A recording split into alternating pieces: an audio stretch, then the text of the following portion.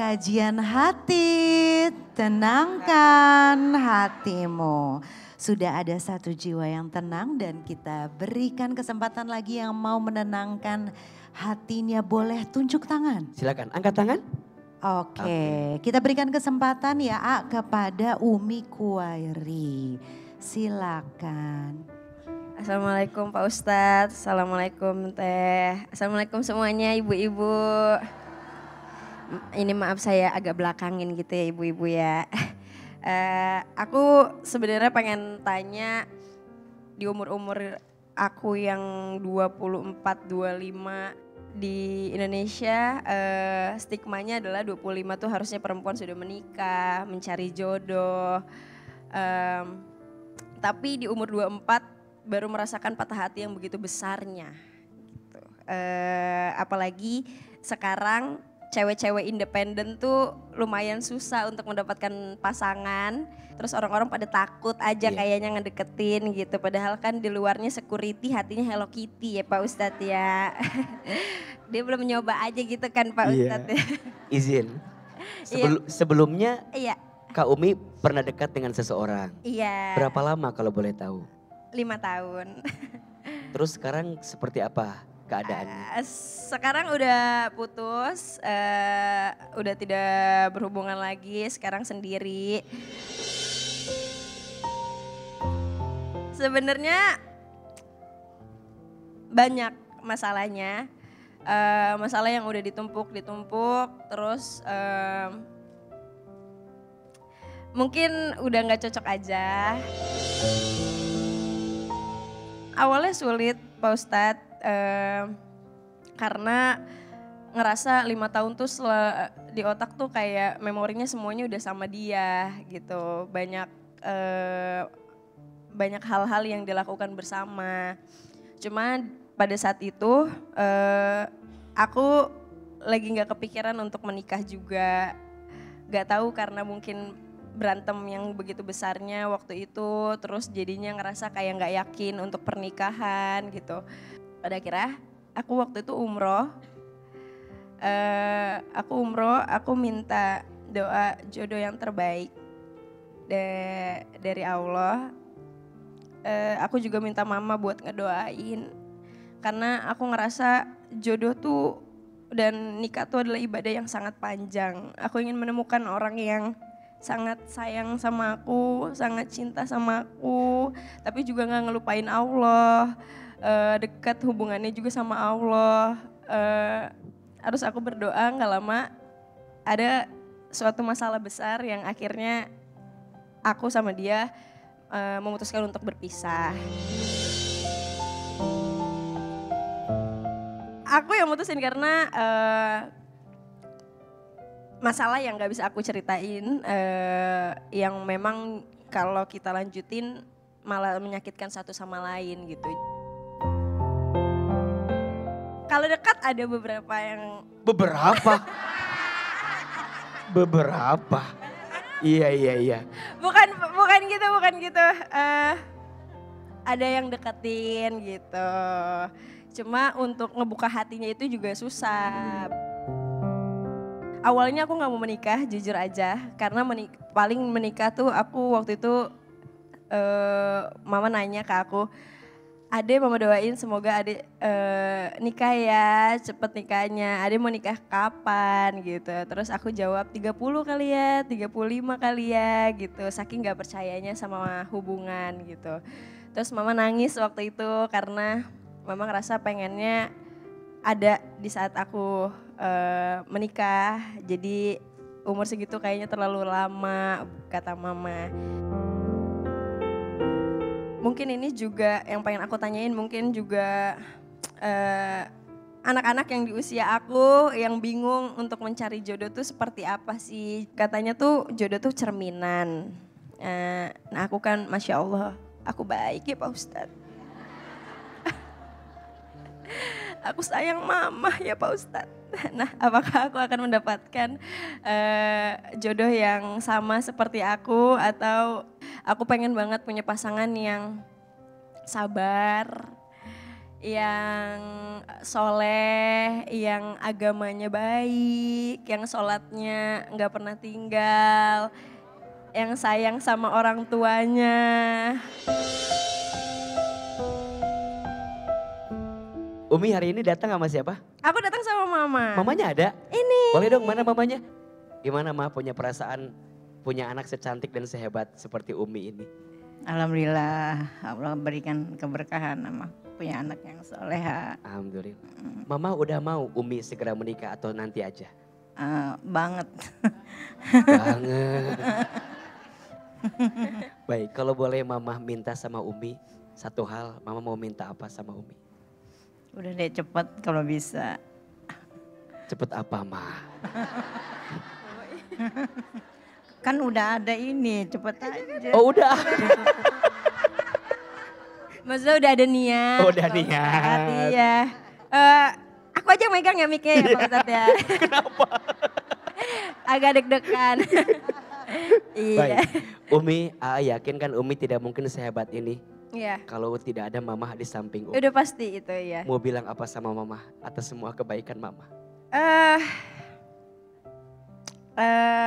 Aku kalau ngomongin Mama tuh nggak akan ada habisnya ya. Mama tuh keran rezekiku, sumber rezeki aku. Jadi aku nggak pernah kepikiran kalau nggak ada Mama. Terima kasih udah jadi orang tua yang hebat, yang kuat karena ngidupin 7 anak. Aku anak ke-7, Mama nggak pernah capek. Mungkin di masa mudanya Mama capek banget. Biarin di masa tuanya sekarang Mama anak-anak yang bahagiain. Aku cuma minta sama Allah, panjangin umur Mama, sehatin badannya. Mama Allah sayang terus sama Mama, sama Papa. Semoga Mama bisa ngeliat aku sampai aku nikah nanti, sampai aku punya anak nanti, sampai aku selalu bisa ngebahagiain Mama selalu. Amin. Mama, apa doanya buat Umi? Boleh? Aku sih gak muluk-muluk. Kepengen dia langsung ke pelaminan, nikah. Biar aku bisa menghadiri. Kakak-kakaknya semua udah aku restuin semuanya. Tinggal Umi aja yang belum. Mudah-mudahan Pak Ustadz ya doain yang terbaik buat Umi.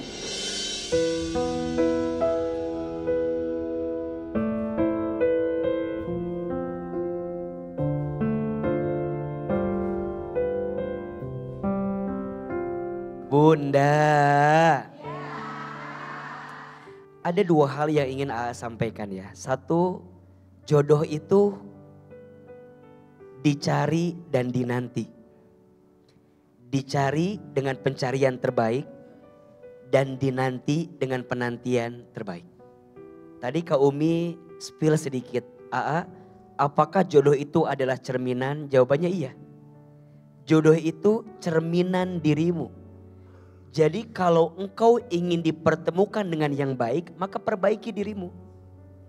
Dan kalaupun ternyata, izin ya, kita bertemu dengan yang tidak baik, padahal kita sudah baik, maka saat kita sudah jadi baik, kita bisa lebih kuat menghadapi kondisi yang mungkin tidak sesuai dengan harapan kita.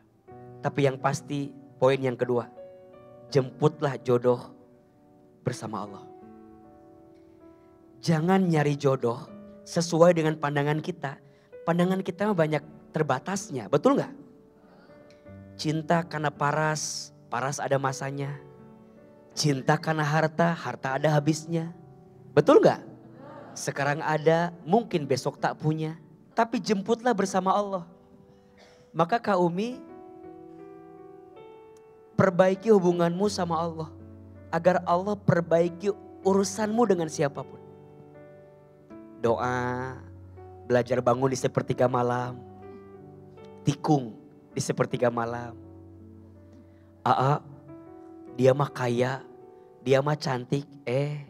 Bukankah orang yang punya sholat sunnah 2 rakaat sebelum subuh lebih kaya daripada dunia beserta isinya? Betul tidak? Apalagi yang tahajud, apalagi yang duha. Barang siapa yang tidak tertinggal minimal 4 rakaat setiap pagi sholat duha, maka Allah cukupkan kebutuhannya. Ingat ya, jangan minta banyak, minta cukup aja. Karena yang banyak belum tentu cukup. Jadi cari kriteria pertama yang soleh. Dan soleh itu yang paling kelihatan dari sholatnya. Dan sholat itu, lihat, efeknya terlihat pada akhlaknya. Jadi mohon maaf, kalau ada orang yang bilang, dia sholat tapi akhlaknya gak baik. Kurang tepat kalimatnya. Karena orang yang sholat pasti akhlaknya baik. Inna sholata tanha anil fahsya iwal munkar. Sesungguhnya sholat mencegah perbuatan keji dan munkar. 2, cari laki-laki yang tanggung jawab. Sekarang teh sulit. Apa? Sulit cari laki-laki yang mau tanggung jawab. Iya apa iya? Cari laki-laki yang mau kerja keras. Cari laki-laki yang mau usaha, mau ikhtiar. Paling sebel sama laki-laki yang malas-malasan. Betul? Dan ingat, laki-laki kemuliaanmu ada pada pekerjaanmu. Al-harokatu hiyal barokah. Bergerak itu berkah. Mungkin penghasilannya di bawah Umi, gak apa-apa. Tapi dia mau usaha. Dan nanti kalau dia mau usaha, pasti dia akan menunjukkan kemuliaannya. Dan yang ketiga, cari laki-laki yang komunikasinya baik. Salah satunya laki-laki yang bukan hanya pandai bicara, tapi laki-laki yang pandai mendengar. Karena sekarang banyak laki-laki pintar ngomong, tapi tidak pandai mendengarkan. Jadi cari laki-laki yang baik, bicaranya soft spoken, yang menghargain kita, yang memuliakan kita. Dan semoga kita dijauhkan dari laki-laki yang kasar. Umi tadi kita lihat dengan ibunya. Pasti ibunya berharap Kak Umi ketemu dengan laki-laki yang baik. Yang cintanya seperti cinta ayahnya kepada anak perempuan. Yang cintanya seperti cinta ibunya kepada anaknya. Maka mudah-mudahan Kak Umi bisa lebih memilih dengan siapapun nanti bertemu. Pastikan 3 hal. 1, yang baik agamanya. 2, yang tanggung jawab dalam hidupnya. Dan yang ketiga, yang bisa menjaga hatimu untuk tidak disakiti berkali-kali dalam hidupmu. Saya kasih doa, mau? Doa agar kita bisa bertemu dengan pasangan terbaik dalam kehidupan kita. Angkat kedua telapak tangan, sekali. Bunda, Kak Umi juga boleh diikuti pemirsa. Sekali. Bismillahirrahmanirrahim. Ya Allah, pertemukanlah aku bersama orang yang mencintaimu. Dan bersama orang yang membuat aku semakin mencintaimu. Dan bersama orang yang membuat aku lebih dekat denganmu. Amin. Carilah orang yang membuat kita lebih dekat dengan Allah. Karena itulah orang baik yang bisa mengantarkan kebahagiaan untuk kita. Kak Umi terima kasih, Mama terima kasih. Semoga ada kebaikan dari kajian hati yang bisa menguatkan hati kita. Insya Allah. Sebenarnya nggak ada yang sia-sia ya. Mungkin pada saat pas selesai putusnya iya, tapi after itunya aku ngerasa bahwa nggak ada hal yang sia-sia. Jadi pasti semua ada maknanya. Mungkin kalau nggak dari putus kemarin aku nggak belajar untuk jadi yang lebih dewasa, lebih baik lagi, lebih memperbaiki diri. Aku harus bertemu dengan laki-laki yang sayang dengan pekerjaanku, yang mengerti pekerjaanku dan tahu pekerjaanku seperti apa. Itu kan prinsip dari awalnya. Jadi ya memang nggak mau untuk sama laki-laki yang nyuruh stop semuanya walaupun dia merasa mampu untuk menghidupi aku. Bisa dibilang tahun ini tuh ngerasa hancur banget, tapi berkahnya juga banyak banget gitu. Jadi nggak terpuruk dalam kesedihan dan kehancurannya, tapi malah bersyukur atas segala keberkahan yang udah Allah kasih.